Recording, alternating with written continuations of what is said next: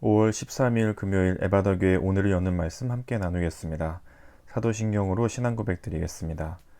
나는 전능하신 아버지 하나님 천지의 창조주를 믿습니다. 나는 그의 유일하신 아들 우리 주 예수 그리스도를 믿습니다. 그는 성령으로 잉태되어 동정녀 마리아에게서 나시고 본디오 빌라도에게 고난을 받아 십자가에 못 박혀 죽으시고 장사된 지 사흘 만에 죽은 자 가운데서 다시 살아나셨으며 하늘에 오르시어 전능하신 아버지 하나님 우편에 앉아 계시다가 거기로부터 살아있는 자와 죽은 자를 심판하러 오십니다. 나는 성령을 믿으며 거룩한 공교회와 성도의 교제와 죄를 용서받는 것과 몸의 부활과 영생을 믿습니다. 아멘. 오늘 함께 보실 말씀은 전도서 6장 1절부터 6절까지의 말씀입니다. 전도서 6장 1절부터 6절까지 말씀을 같이 읽겠습니다. 내가 해 아래에서 한 가지 불행한 일이 있는 것을 보았나니 이는 사람의 마음을 무겁게 하는 것이라. 어떤 사람은 그의 영혼이 바라는 모든 소원에 부족함이 없어 재물과 부여와 존귀를 하나님께 받았으나 하나님께서 그가 그것을 누리도록 허락하지 아니하셨으므로 다른 사람이 누리나니 이것도 헛되어 악한 병이로다. 사람이 비록 100명의 자녀를 낳고 또 장수하여 사는 날이 많을지라도 그의 영혼은 그러한 행복으로 만족하지 못하고 또 그가 안장되지 못하면 나는 이르기를 낙태된 자가 그보다는 낫다 하나니 낙태된 자는 헛되이 왔다가 어두운 중에 가매 그의 이름이 어둠에 덮이니 햇빛도 보지 못하고 또 그것을 알지도 못하나 이가 그보다 더 평안함이라. 그가 비록 천년의 갑절을 산다 할지라도 행복을 보지 못하면 마침내 다 한 곳으로 돌아가는 것뿐이 아니냐. 아멘. 오늘 전도서 말씀을 함께 나누려고 준비하다가 얼마 전 인터넷을 보다가 아마 초등학생이 삐뚤빼뚤 쓴 글씨로 동시 짧은 동시 같은 걸 하나 지은 그림을 보게 됐는데요. 오늘 아마 주제와 조금 맞는 것 같아서 잠깐 읽어드리겠습니다. 제목은 공짜입니다. 공짜. 선생님께서 세상에 공짜는 없다고 하셨다. 그러나 공짜는 정말 많다. 공기 마시는 것 공짜, 말하는 것 공짜, 꽃향기 맡는 것 공짜, 하늘 보는 것 공짜, 나이 드는 것 공짜, 바람소리 듣는 것 공짜, 미소 짓는 것 공짜, 꿈도 공짜, 개미 보는 것 공짜. 너무 이 시가 귀여워가지고 캡처해놨었는데 오늘 주제랑 좀 맞는 것 같아요. 선생님은 공짜가 없다고 하셨는데 공짜가 너무 많더라. 공기 마시고 말하고 향기 맡고 꿈도 공짜고 개미 보는 것도 공짜고 다 공짜인 게 정말 많더라. 이런 시를 보게 되었었는데요. 성도님들 지금 계신 자리, 오늘 이러는 말씀으로 함께 하고 계시는 지금 이 영상으로 함께 하시는 여러분의 자리에 뭐 방이실 수도 있고 뭐 일터이실 수도 있고 뭐 대중교통 아니실 수도 있고 또 가정 집안의 어느 곳일 수도 있으시겠죠. 지금 둘러보시면 뭐가 있으세요? 저만 해도 앞에 컴퓨터가 있고 또 주변에 책도 많이 있고 뭐 휴대폰도 가지고 있고 뭐 여러 가지 많은 물건들이 지금 제 방에 채워져 있습니다. 여러분 뭘 가지고 계세요? 눈에 보이는 물질적인 것도 있으시겠죠? 방에 있는 것, 또 내가 소유하고 있는 것, 또 눈에 보이지 않지만 통장에 숫자로 존재하는 돈도 있을 테고요. 우리가 눈에 보이는 물질적인 것도 가지고 있는 것들이 있을 거고요. 또 눈에 보이지는 않지만 뭐 정서적인 것들, 마음이 평안하고 누군가 사랑하게 되고 감사하게 되는 마음이 생기는 것, 그것도 우리가 가지고 있는 거죠.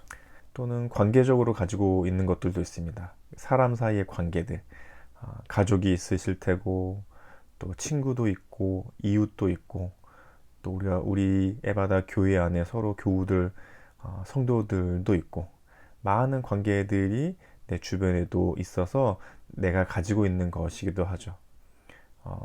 또 때로는 지식적인 것들도 가지고 있습니다.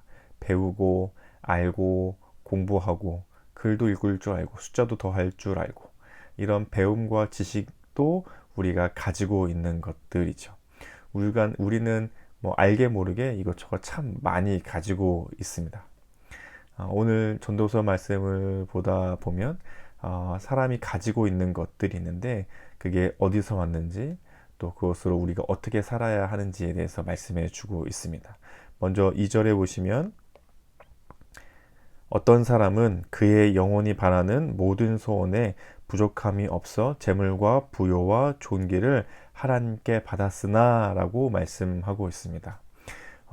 앞서 말씀드렸던 눈에 보이는 물질적인 것, 우리가 소유하고 있는 소유물들, 또 눈에 보이지는 않지만 정신적이고 정서적이고 또는 다른 사람들과의 관계 또는 지식적인 것, 이런 눈에 보이지 않는 것들도 다 우리가 가지고 있는 것들인데 그건 누가 주신 것이냐면 하나님께서 주신 거죠.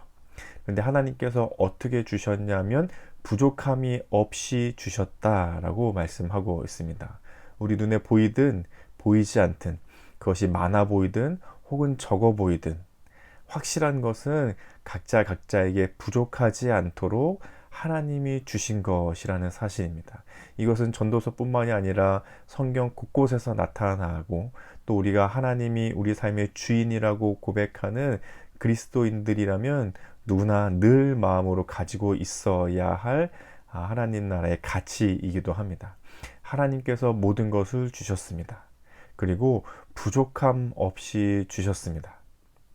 내 눈에 보기에 부족하고 내가 더 가지고 싶은 욕구와 욕망 때문에 더 바라는 것이지 하나님께서는 우리에게 부족함 없이 주셨고 그것은 다 하나님께로부터 우리에게 주어진 것이라는 사실입니다.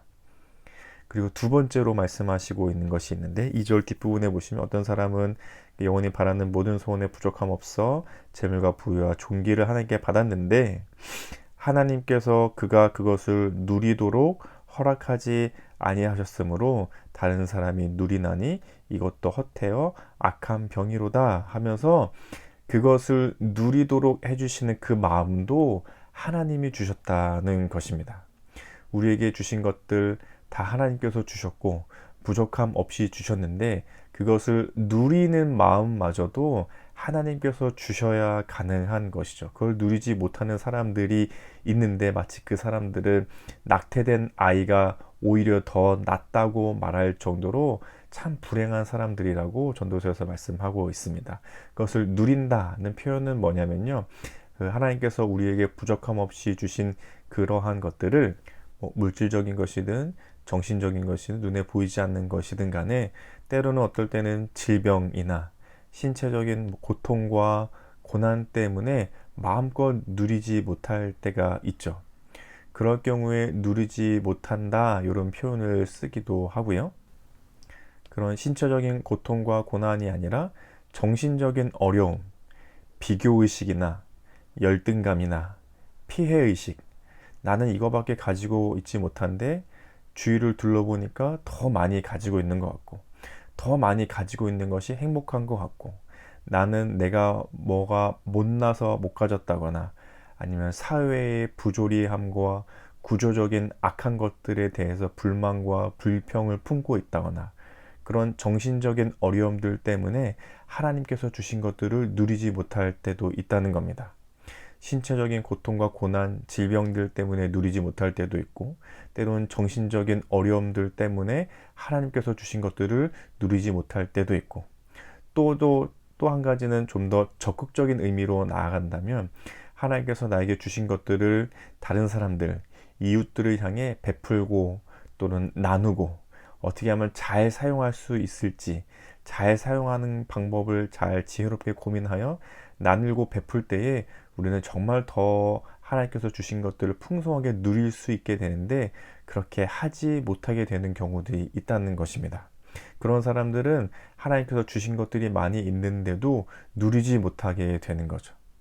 그래서 하나님께서 나에게 주신 것들을 잘 누릴 수 있도록 해주시는 것, 신체적으로 질병과 고통과 고난이 없도록 도와주시는 것, 또는 그러한 어려움이 있더라도 정신적으로 건강하여져서 하나님께서 주신 것들을 감사함으로 받아들이고 누리는 것, 또 그것을 다른 사람들과 이웃들을 향해 베풀고 나누는 일들을 통해 충분히 누릴 수 있도록 해주시는 것도 하나님께서 해주시는 것이라는 거죠. 하나님께서 은혜를 주셔야 우리에게 주신 것들을 우리가 제대로 누릴 수 있다는 말씀이 오늘 본문에 나타나고 있습니다. 여러분 뭘 가지고 있으세요? 참 많은 것을 가지고 있는데 늘 부족하다고 느끼지는 않으세요? 성경은 분명하게 말을 하고 있습니다. 하나님께서 우리에게 부족함 없이 주셨다. 그렇다면 우리가 하나님께 간구하고 기도해야 할 것은 그것을 잘 누릴 수 있도록 하나님의 은혜를 간구하는 것입니다. 오늘 말씀을 읽다가 아주 작은 책이 하나 있어서 세계가 만일 100명의 마을이라면 하는 아주 작은 얇은 책인데 동화 같은 책이에요. 만약에 세계 2002년에 나온 책인데 20년 전에 나온 책이죠. 만약에 세계 지금 70억 인구 정도 되는데 만약에 100명이 사는 마을이라면 이 지구가 100명이 사는 마을로 축소된다면 어떨까? 어떤 사람들이 살고 있을까에 대해서 간단하게 소개해 준 내용인데요. 100명이 사는 마을로 축소시키면 어떻게 될까요? 52명은 여자이고 48명은 남자랍니다. 이게 만약에 지구가 100명이 사는 마을이라면 지금 현재 인구가 52명은 여자고 48명은 남자입니다. 30명은 아이들이고 70명은 어른들인데 어른들 가운데 7명은 노인입니다. 70명은 유색인종, 황인종, 흑인종 이런, 그리고 30명은 백인입니다. 이런 간단한 지구 인구 현황 같은 게 마을 100명 사는 마을로 해서 소개가 되어 있는데요. 뒷부분에 이런 게 좀 있어요. 20명은 영양실조이고 1명은 굶어 죽기 직전인데 15명은 비만입니다. 이 마을 모든 재정적인 물질적인 돈에 대해서 6명이 59%를 가졌고 그들은 모두 미국 사람입니다. 또 74명이 39%를 차지하고 겨우 2%만 20명이 나눠 가지고 있다는 겁니다. 세계적인 돈에 대해서 이렇게 가지고 있고 이 마을의 모든 에너지 중에서 20명이 80%를 쓰고 80명이 20%를 나눠 쓰고 있습니다. 75명은 먹을 양식을 비축해 놓았고 비와 이슬을 피할 집이 있지만 나머지 25명은 그렇지 못합니다. 17명은 깨끗하고 안전한 물을 마실 수조차 없습니다. 은행에 예금이 있고 지갑에 돈이 들어있고 집안 어딘가에 잔돈이 굴러다니는 사람은 마을에서 가장 부유한 8명 안에 드는 한 사람입니다. 자가용을 소유한 100명 중 7명 안에 드는 한 사람입니다. 마을 사람들 중 100명에 사는 마을이라면 1명은 대학 교육을 받았고 2명은 컴퓨터를 가지고 있습니다. 그러나 14명은 글도 읽지 못합니다. 만일 당신이 어떤 괴롭힘이나 체포와 고문, 죽음을 두려워하지 않고 자신의 신념과 양심을 따라 움직이고 말할 수 있다면 그렇지 못한 48명보다 축복받았습니다. 그러니까 인구의 절반 이상은 괴롭힘, 체포, 고문, 죽음, 자기의 신념과 양심을 말하면 그런 일들이 따르게 되는 곳에서 살고 있다는 말이죠. 공습, 폭격, 지뢰, 살육, 무장단체의 강간이나 납치를 두려워하지 않는다면 그렇지 않은 20명보다 축복받았습니다. 그러니까 20% 정도의 사람들은 이런 어려움을 겪고 있다는 뜻이죠. 이런 내용들이 책에 있습니다. 마지막에 이런 내용이 있어요. 만약 이 글을 읽을 수 있다면 당신의 행복은 2~3배로 커질 것입니다. 왜냐하면 당신에게는 당신을 생각해서 이 글을 보내준 누군가가 있을 뿐 아니라 글도 읽을 수 있기 때문입니다. 이 세계가 만약에 100명이 사는 마을이라면 우리는 정말 상위의 최상위층의 한국인들이라면 한국에서 세 끼의 밥을 먹으며 글도 읽을 줄 알고 차도 가지고 있고 우리가 생각하기에 평범하게 살아가고 있다는 정도의 사람이라면 전 세계 70억 인구의 비율에서 봤을 때에 아주 상위권에 있는 사람들에 속하는 거죠. 성도님들 뭘 가지고 계시고 어떤 걸 누리며 살고 계십니까?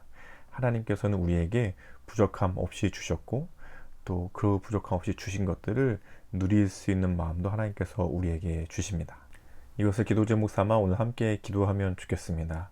첫 번째로 기도하실 때는 오늘 나에게 주신 모든 것들, 눈에 보이는 물질적인 것이든 눈에 보이지 않는 정신적인 것이든 간에 하나님께서 부족함 없이 나에게 주셨구나 하는 마음으로 볼 수 있는 하루가 될 수 있도록. 그리고 두 번째로 기도하실 때에는 주신 것들을 지혜롭게 잘 사용하고 또 다른 사람들을 향해 베풀고 나누는 삶을 통해 하나님께서 주신 것들을 충분히 누리며 살아가는 오늘 하루가 될 수 있도록 함께 기도하면 좋겠습니다. 그리고 오늘 우리 공동체 기도 제목으로는 익명으로 기도 제목을 낸 우리 성도님이신데요.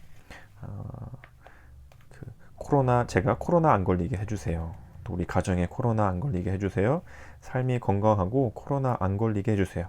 교회에도 코로나 안 걸리게 해주시고 또 코로나가 빨리 끝나게 해주세요. 이런 기도 제목을 냈습니다. 우리 청소년 팀 중에 한 명이 아마 기도 제목이 아닐까. 그 기도 제목 다른 아이들도 사실 보게 되는데요. 이 코로나가 아이들의 삶에 참 큰 영향을 미치긴 했구나 이런 생각이 좀 들게 됩니다. 아이들이 되게 코로나에 민감했었고 또 어른들뿐만이 아니라 우리 청소년, 어린이들도 많은 영향력을 받게 되었다 이런 생각이 좀 들기도 하고요. 그래서 이 전 세계적인 어려움이었지만 아이들에게 부정적이고 또 나쁜 영향력으로 남기보다 이 일을 통해 하나님께서 주신 은혜들을 잘 누릴 수 있는 기회가 남았으면 좋겠다 이런 마음이 좀 들기도 하더라고요. 그래서 우리 다음 세대 청소년들 또 우리 이 기도 제목을 낸 우리 익명의 성도님이 코로나로부터까지 안전하고 건강할 수 있도록 또 코로나로 어려움을 겪은 시기였지만 하나님의 은혜 가운데 그 시간들이 좋은 밑거름으로 자라날 수 있는 시간들이 될 수 있게 같이 기도해 주시면 좋을 것 같습니다. 또 우리 가정과 교회와 사회와 나라를 위해서는 가정을 위해서는 하나님께서 주신 가정 안에서 사랑과 화목을 누릴 수 있도록 가정을 위해서 기도해 주시고 교회를 위해선 나에게 주신 가장 좋은 교회 안에서 서로에게 은혜를 나눌 수 있는 그런 우리 에바다 교회가 될 수 있게 기도해 주시고 나라를 위해선 국민 모두가 행복을 누리는 삶으로 점차 성숙해져가는 우리 대한민국 나라가 될 수 있게 기도해 주시고 세계를 위해서는 자연과 환경을 보호하며 하나님께서 주신 것들을 건강하게 누릴 수 있는 우리 온 세계가 될 수 있게 오늘 함께 기도해 주시면 좋겠습니다. 같이 기도하시고 주기도문으로 이 시간을 마치겠습니다.